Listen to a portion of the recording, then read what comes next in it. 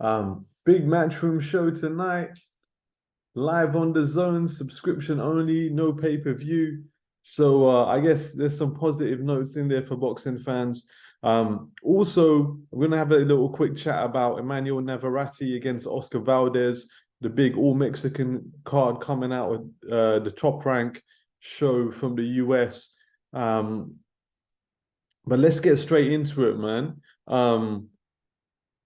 Big heavyweight card, right? I think four heavyweight fights on there. There might be some other fights on the card as well, but I don't know too much about all of that.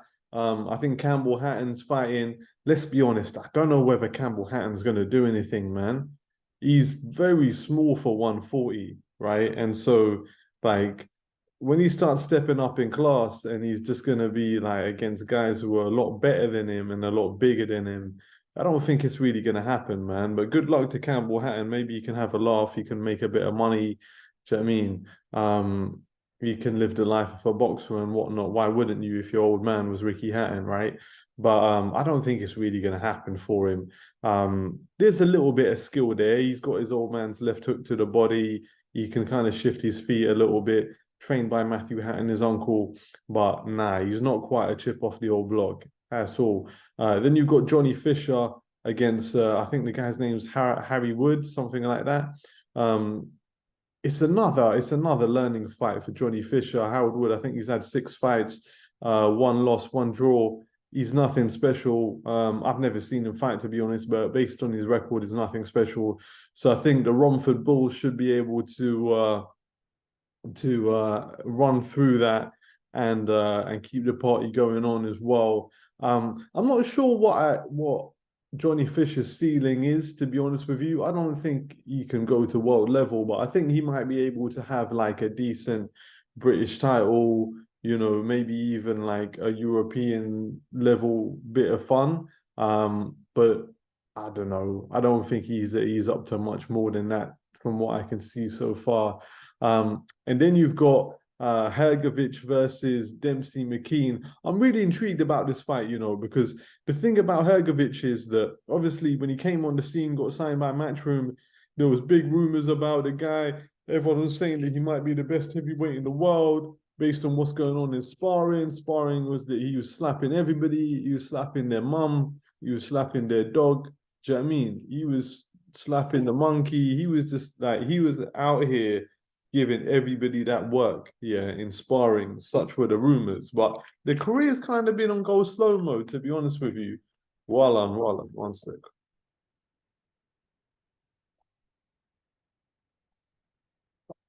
Unprofessional to the last, do you know what I mean? But the career's been on kind of slow mode.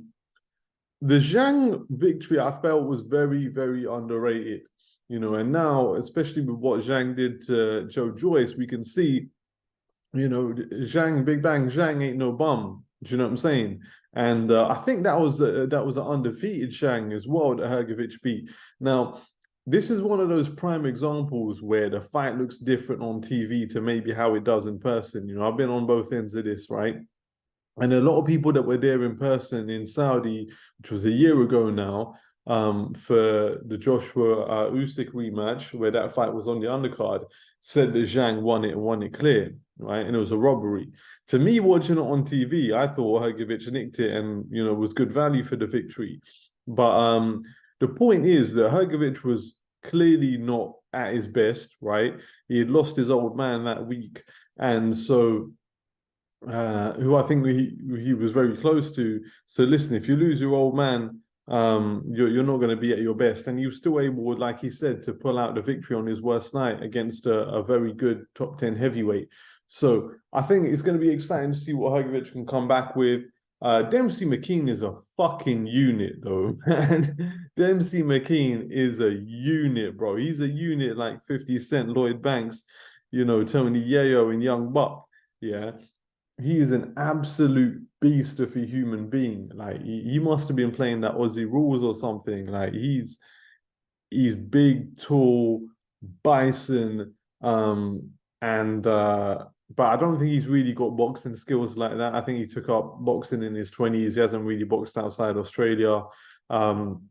And I think Hrgovic, with the amateur pedigree that he's got as well, having, roamed at higher levels, he should be able to deal with Mckeen. It's going to be interesting to see whether he can get him out there. I would imagine a year out of the ring, it'll probably go late rounds, and maybe Hrgovic can force a stoppage towards the end. But you're up against an undefeated, big, athletic, strong guy.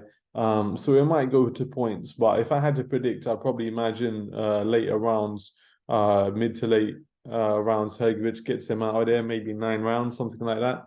But interesting to see what Dempsey Mckeen's got. I mean, because like physically he's an absolute animal.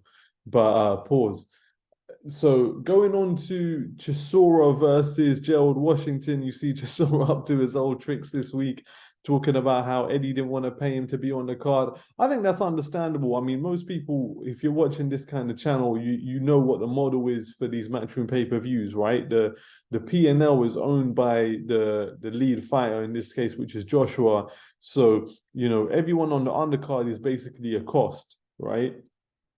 And so if the show's already sold out and, why would you want to pay someone like Chisora, who's expensive, to be on a show where you're not going to add, you're not going to add many more pay-per-views, you're not going to add any more ticket sales. So Prince Khalida Skills Challenge is Sugar Daddy Chisora's appearance on this card just to keep him active and keep his name out there, which I guess we're the winners of his fans. Yeah, sponsored by Five Guys, it appears, after famously always munching into the burgers after his fight. And I think Chisora should get the job done. The thing about Gerald Washington, again, very big athletic guy, but some of these dudes, man, it's fine when the going's in their favor, but when the going gets tough, they don't want to know, like Mario Winans, you know what I mean? So I think Gerald Washington, he's going to look lively for about 3 rounds, but then when he starts shipping the odd punch, he's just going to jack it in, G-Man, he's had 2 fights in 4 years. He's lost them both. He's lost them both by knockout. He's lost them both in the middle rounds. So I don't think that Prince Khalid would be funding Chisora to be on this card, right? Just for the banter, they must feel like, okay, he's got something left and they want to keep him sharp and active for the next Saudi card whenever that comes up. So, yeah, I just think, even though Chisora hasn't done anything special in the last few years, he should probably be too much for Gerald Washington and should take him over and maybe about 8-9 rounds, maybe stop him. It could go to points. Who knows? Neither guy is on a great run of form or great run of activity.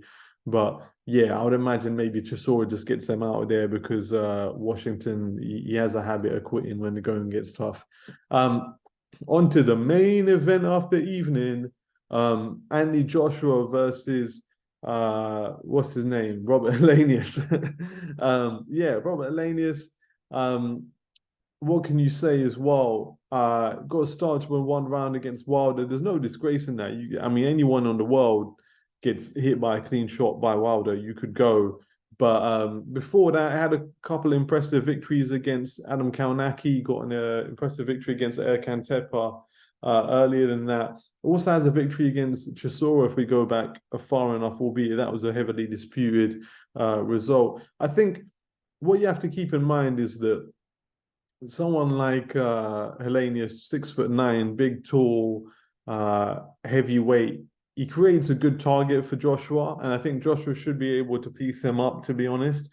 And the thing about Helenius is that he's had his best results against shorter heavyweights where he's able to come down on his target and punch down, and he's not really going to be able to do that against Joshua, even though he is slightly the taller man, not by very much. And so I think, Joshua should be able to just get his confidence up, work on his combinations. Everyone wants to see more aggression, more ruthlessness from AJ, and I think this is probably a good opponent to show it. And so I would imagine if I had to predict 3 rounds, but it could go 6, it could go 7. I think Joshua has a habit of breaking people down and getting them out there in 7 rounds. So I think, the range is probably between 3 and 7 rounds. Any longer than that, you'll probably be quite disappointed, unless Joshua's just winning every second of the rounds. But yeah, you'd probably want him to get this guy out of there sooner than that. And like I say, I think it's going to be more that Derek James, Errol Spence style, where it's very much about just breaking guys down, you know. And you kind of saw against Crawford how that can be a limited strategy, just coming forward and breaking the guys down. But it's a different dynamic in the heavyweight division. You know, there isn't really any Terence Crawfords in the division. I mean, you could argue maybe Tyson Fury is the closest thing to that, but he doesn't necessarily fight that way so much anymore. But the point is, he's in against Helenius tonight, and he should get the job done. And hopefully onwards, we go to the Wilder fight. As promised, Navarette versus Oscar Valdez. I'm not sure where the fight is. I think it might be, yeah, I mean, I would imagine it's a California fight, but let's have a look. It's either going to be California or it's going to be Texas, isn't it? Let's be honest. So, Rascal, where is it? Two Mexican fighters. Fucking hell. All right, this is not professional. There's a Diamond Arena. Where the fuck is that? I don't know where this is, bro. This is some Bandulu arena, to be honest with you. Oh, Glendale. Okay, cool. Yeah, Los Angeles. So, as expected, Southern California, all Mexican clash. I think, you know, first of all, fuck Oscar Valdez because he's a drug cheat, right? Simple as that, really. And he got pieced up by Shakur, man. That's when I really realized, like, whoa, Shakur is no joke, man. Do you know what I mean? Shakur really pieced that boy up.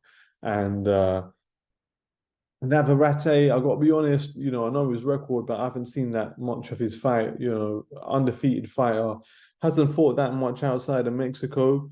So it looks like Navarrete, he's the one who's undefeated, but Valdez is roamed at a high class or caliber of opponent. I think just looking at the names on the record, you'd probably assume that Valdez is the favorite, albeit Navarrete is the champion coming in. So and you know Valdez is probably on the gear as well. So yeah, that would probably give him a bit of an edge. So all right, guys, let me know what you think. Any other thoughts on the card? Is there anything that I'm missing? Not really. I think it is what it is. And hopefully Joshua doesn't go on a mad rant at the end, you know, when he grabs the mic. So, all right, guys, enjoy the fight. Let me know what your picks are in the comments. Peace.